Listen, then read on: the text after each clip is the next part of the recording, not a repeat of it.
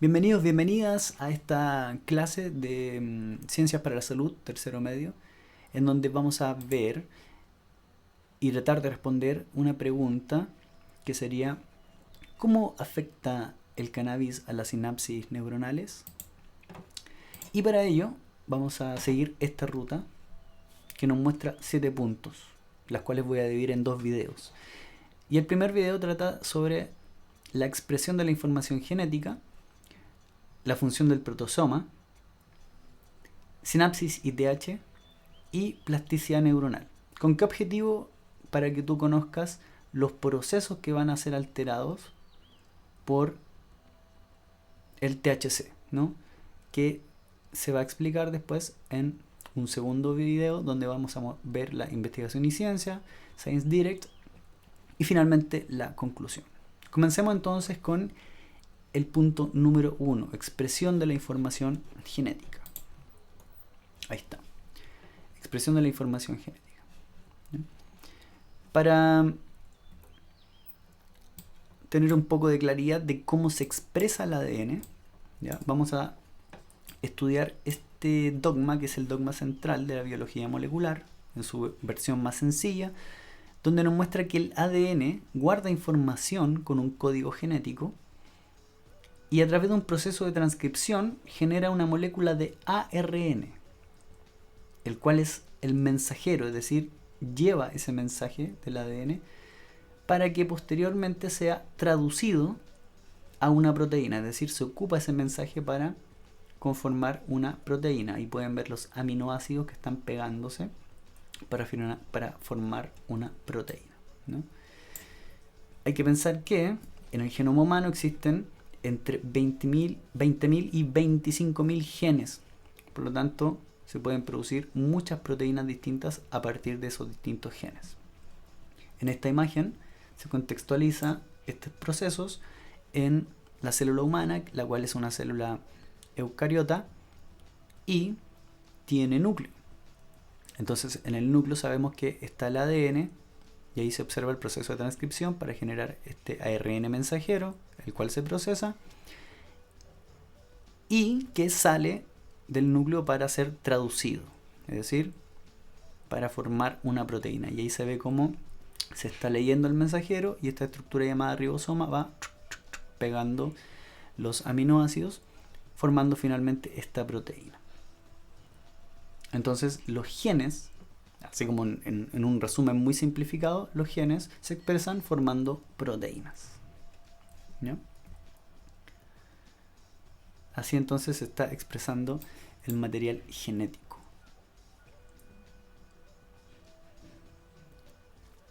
Ok. Vamos a pensar que esto es una célula y que va a expresar algún gen y ese gen generó estas dos proteínas, ¿no? Y estas dos proteínas cumplen cierta función. Probablemente esas proteínas fueron generadas porque esta célula recibió una señal. El ambiente va a modular los genes que se expresan y por lo tanto las proteínas que aparecen para que esta célula pueda responder a esas demandas ambientales. Pero ¿qué pasa cuando esa señal deja de ocurrir? Cuando ocurre un cambio en el ambiente y ya no necesito estas proteínas. Lo que va a ocurrir es que la célula, ¿cierto?, las saque, entre comillas, las saque, pero en realidad lo que va a hacer es degradarlas. ¿Para qué? Para que ya no estén, pues ya no las necesitamos, pues no necesitamos su función. Entonces existe una estructura llamada protosoma, como se puede ver acá. Entonces el protosoma, ¿no?, se va a encargar de degradar muchas de esas proteínas. Hay otro organelo que también realiza esa función que se llama lisosoma, degrada las proteínas y ocupa esos aminoácidos para generar nuevas proteínas, es decir, está reciclando el material. Y esta estructura llamada protosoma se encarga de también desaparecer proteínas y se le atribuye también un importante rol para degradar las proteínas que tienen fallas, es decir, que tienen problemas estructurales y que no cumplen una función adecuada. Entonces, Vamos a imaginar que esta estructura está dentro de la célula, ¿ya? Y lo que va a ocurrir es que esa proteína se va a marcar con una señal. Esa señal se llama ubiquitina, que es una molécula.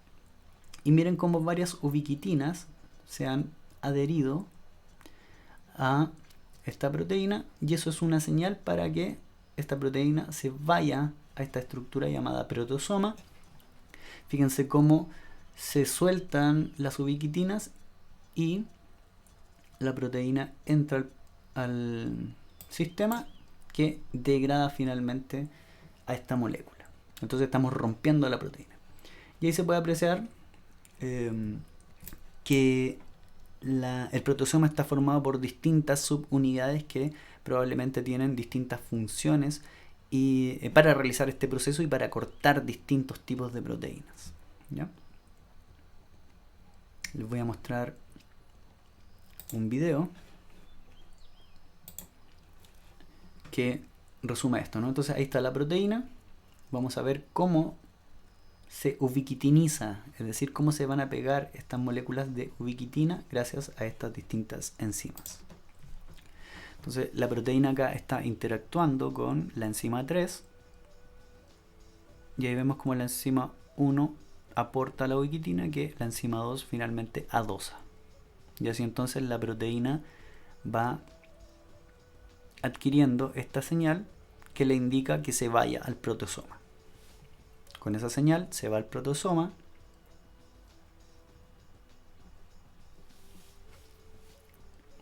se gasta energía en el proceso, que es la energía en forma de ATP, se ingresa la proteína y se va a cortar. Entonces así la proteína, gracias al protosoma, se destruye. ¿Ya? Entonces ahí está el protosoma. Vamos a la tercera parte de esta clase, ¿ya? Que es sinapsis y THC. Recordar la sinapsis. Hay una neurona presináptica. Estamos viendo solo el botón sináptico de esta neurona, ¿cierto? Recordad que para ahí arriba está el axón y probablemente el soma. Y acá está la neurona posináptica. Lo que vemos acá en el centro es el espacio sináptico, ¿ya? Entonces recordar que a través de las neuronas se recorre una señal químico-eléctrica que le llamamos potencial de acción. Ese potencial de acción llega a los terminales, permite la entrada de calcio, y el calcio adentro funciona como un señalizador que le dice a las vesículas que portan neurotransmisores, les dice liberen a los neurotransmisores, y ahí podemos ver cómo las vesículas acá liberan neurotransmisores, ¿no? Aquí tenemos una proteína que recupera neurotransmisores, ¿ya? Y esos neurotransmisores llegan al espacio para encontrarse con los receptores de la siguiente neurona, la neurona que recibe la señal. Entonces al interactuar, eso genera un estímulo o una inhibición, dependiendo del tipo de neurotransmisor que está participando en el proceso, ¿ya? Y vamos a ver qué tiene que ver el THC con la sinapsis. Nos podemos fijar acá que se ocupa el mismo esquema. Aquí está la neurona presináptica que emite la información, la neurona postsináptica, pero se muestra que acá hay una proteína. Tenemos que imaginar que esta proteína está aquí pegadita, o inserta más bien dicho, en la membrana de esta neurona. Y esta proteína es un receptor de cannabinoides que existen en muchos individuos animales, incluido el ser humano. Entonces este es el receptor de cannabinoides 1, ¿ya? Entonces cuando en el sistema se secretan cannabinoides endógenos, es decir, en nuestro cuerpo, en diversas partes del sistema nervioso, se secretan al medio, al espacio sináptico, estos cannabinoides endógenos, por ejemplo la anandamida, AEA, que está ahí, puede ser ese triangulito, o también el 2-AG, esa molécula. Estos endocannabinoides interactúan con la proteína, con el receptor de cannabinoides, ¿ya? Y eso va a disminuir la cantidad de calcio al interior de la célula. ¿Se fijan? Y eso va a la vez a influir negativamente en la liberación de neurotransmisores. Es decir, va a bloquear que este proceso ocurra. Si yo tengo menos calcio, entonces no libero neurotransmisores. ¿Se fijan? Entonces, el cannabinoide endógeno, que es parte de nuestro sistema, regula la liberación de estos neurotransmisores. ¿Cómo la regula? La inhibe, ¿ya? Pero aparece en estudios y comportamientos que tienen que ver con salud, por eso está esto en el contexto de nuestro diferenciado, el uso de el THC, que es una molécula llamada tetrahidrocannabinol delta 9, que está en la planta de la marihuana, ¿no? ¿Cuál es la gracia? Es que el THC cumple la misma función, es decir, está interactuando con estos receptores, ¿ya? Es decir, la molécula tiene la capacidad de estimularlos. Por lo tanto, ante el consumo de marihuana en el sistema nervioso aparece activado el receptor y por lo tanto inhibida la liberación de neurotransmisores. Eso es lo que está ocurriendo, ¿ya? Y si se fijan, acá hay un texto. Lo importante del texto es que este proceso, ¿ya? De cannabinoides endógenos está asociado a diversas vías neuronales, algunas que tienen que ver con la dopamina, ¿cierto? Influyendo en la actividad motora, en la secreción de hormonas de la adenohipófisis. Está relacionado con otros neurotransmisores como adrenalina, serotonina, glutamato, GABA. Está por lo tanto vinculado a mecanismos de aprendizaje y memoria, o dolor y recompensa, ¿no? Eso es lo que está ocurriendo entonces en la sinapsis cuando es alterada por los cannabinoides, ya sea endógenos o exógenos, ¿no? Cuando son consumidos por los individuos que fuman o comen THC. Se puede ingresar desde la vía respiratoria o desde la vía digestiva. Ya.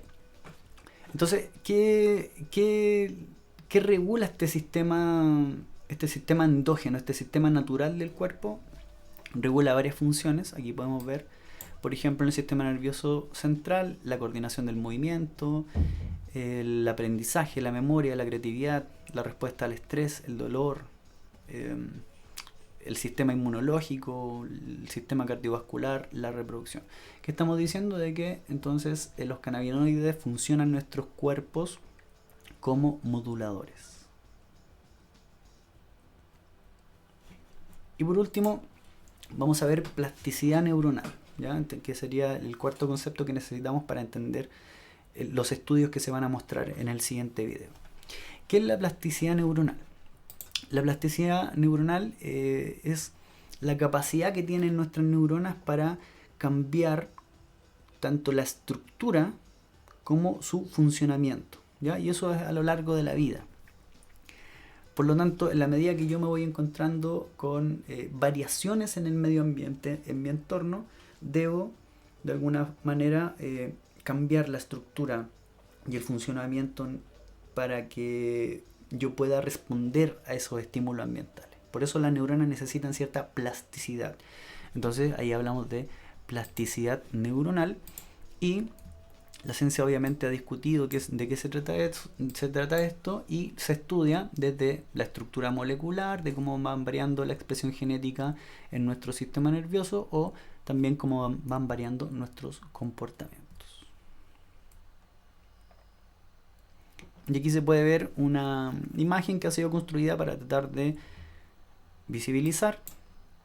Por ejemplo, acá nos damos cuenta de que Hay redes neuronales antes de entrenar el cerebro. Imagínense una persona que tenía un accidente y necesita recuperar, qué sé yo, el control de sus músculos del brazo, ¿no? Después, en la segunda imagen muestra la misma red, pero luego de 2 semanas de estimulación cognitiva, es decir, se está estimulando el cerebro, hay un trabajo constante para reforzar esa vía, luego de 2 meses, y podemos apreciar cómo la imagen intenta ilustrar de que hay más redes, ¿no? La neurona tuvo plasticidad, existió la capacidad suficiente para generar una red compleja nuevamente y así entonces recuperar el control probablemente del